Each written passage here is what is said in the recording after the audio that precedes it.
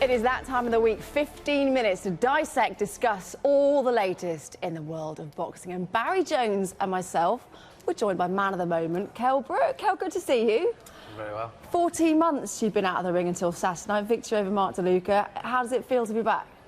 I feel like this world, you know, it feels great to be back. A year and a half out, and when I was stood there, looking round at all the fans, I thought, yeah, here we are again. We've just been talking, me and Baz, about it, you know, it's what a feeling it is, you know, the fans just giving back to him an amazing show. There was a lot of talk beforehand, the questions of what has Kell got left? A long time out of the ring, year and a half, like you say. Did you feel the pressure going into the fight? I did feel the pressure, you know, it didn't help me giving me that pressure, telling everyone all week I expect a sensational performance, I put that pressure on myself. And actually, I was thinking that, you know, when they were saying 5 minutes to go before I walk out, I was thinking, yeah, I was thinking the nerves, it was like my first fight again, you know, it were. But, you know, once I got past a couple of rounds, you know, the timing were off for a few rounds, but then the timing came. You see the slashing, jabbing shot. What took him out? It was perfect timing shot. I knew that shot could come, you know, because the power's there. As soon as the accuracy starts coming, the confidence is there, and obviously we got the victory we wanted. Did you feel that because it was a long time out, that renewed nerves you had give you like a little bit more sharpness, maybe, because you were more aware of? Yeah, I think that it's always good, you know, when you're nervous, obviously. Yeah. The cat-like reactions are there because you're sharp and that's what keeps you sharp, isn't it? Yeah. You could see yourself just before your ring walk. You take a massive deep breath.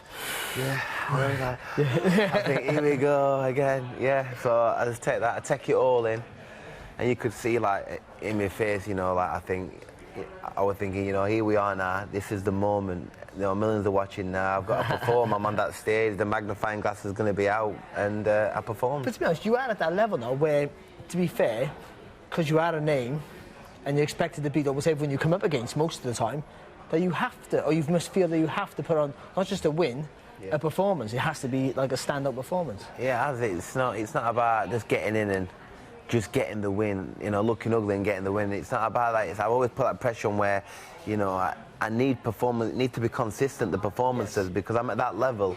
I'm on the top table in the, you know, at the elite level and the fans, they don't want to come and see you hot and cold. They want to see you blowing hot every time and flying high.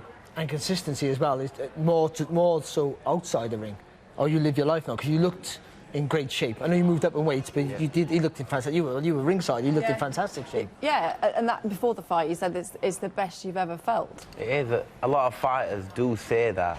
I said that, but it's not always been true. It's not always been true, but the conviction from me, you could tell in the press conference before, you know, it's infectious what I'm saying. I'm giving the signals out, you know, that I'm this guy now. I'm living like an athlete. I'm doing exactly how, you know, what an athlete should do, a professional athlete at my level.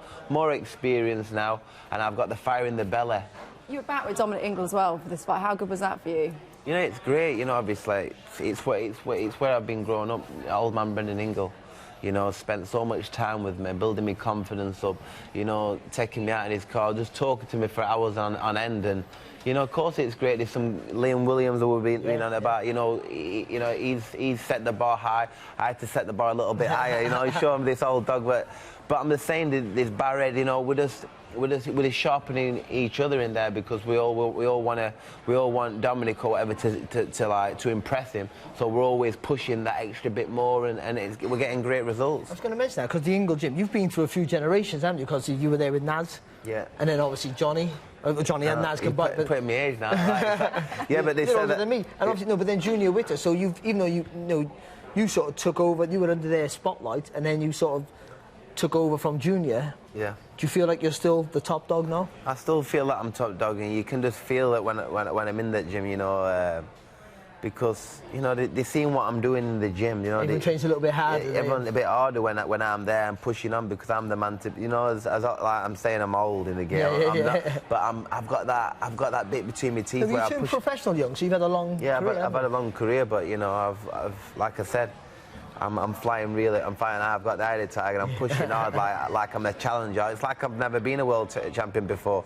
I'm really pushing, and it's within. Yeah. It's a great place to be. There's lots to talk about. What you're going to do next, who you're going to fight next.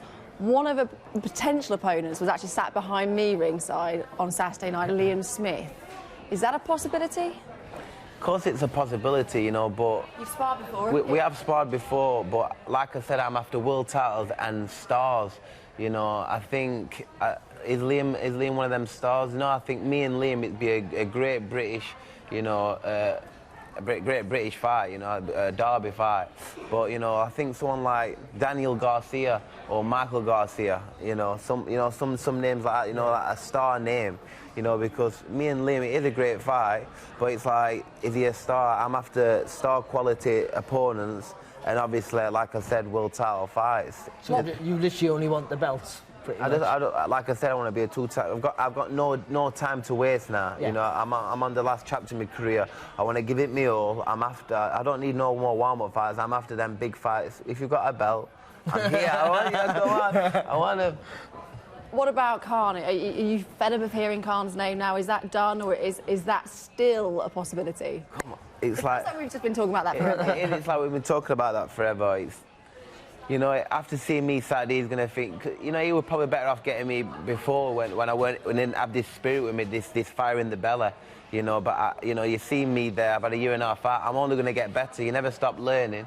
And it's not like I'm training to lose weight. I've always trained to just lose weight. Now, it's not about weight. It's about improving my skills and stuff like that, you know. Do you feel like you're still learning? I mean, not just how you live. I know you're living your life different now and more focused, maybe. Because when you're young, obviously, things come easy to you, so you take it for granted. And obviously, the older you get, you realise things are not taken for granted. You have to concentrate. But do you feel like you're still learning technical stuff in the gym? I honestly do. I honestly do believe that you never stop learning. And I know that, like, what's that saying about old dog, new tricks? And I'm telling you, you know, I think when there's no panic, for me personally, it's always, am I going to make the weight? I'm just concentrated on. But once my weight is good, I can have a little play then, and I can start working on different things, dummying, doing different things, turning out, doing different things, switching, all kinds of different things. It was a brilliant performance for yourself on Saturday night. Did you manage to watch much of the undercard? Did you see Terry Harper? I mean, she did Yorkshire proud. Absolutely brilliant performance from her. Brilliant. I did actually see clips of her, and I was telling her, you know, because she never gives herself. She doesn't know how good she really is. She always puts herself down and says, you know, you're a belter. And like you say, you've got it all. And look, she'll become a world champion. And I think she's going to be the next step from Katie Taylor. I think she's the one. She's got real talent. She was great. We were speaking about last week about the fact that it was a massive step up for her in class. You know, for boxing a world champion with plenty of experience, only lost to Katie Taylor. But she went in there full of confidence. You know, like you talk about confidence all the time, and it's a big factor. She went in full of confidence.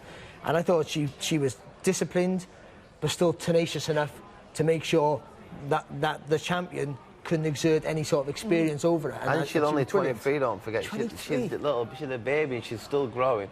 And like I said, I was banging onto her, you need to be more confident. When she goes in there with more conviction, she's going to be unstoppable. She's doing just fine. She's going to be a superstar. On Saturday night, elsewhere, it was announced that Josh Kelly will face David Avanissian. That's March the 28th at the O2. That's going to be a massive night there. You, Kell, you've sparred Avanissian, right? Yeah. How did that go? You know, he's an handful. He is an handful. In what way? He keeps coming. He's very fit. He keeps coming. You know, he's very tough, durable, and you know, he knows what he wants. He wants to win. He wants to hurt you, and you know, Josh Kelly here. You know, he's not been proven for me. You know, I'll tell you something. For 3 or 4 rounds, he's the best thing since sliced bread.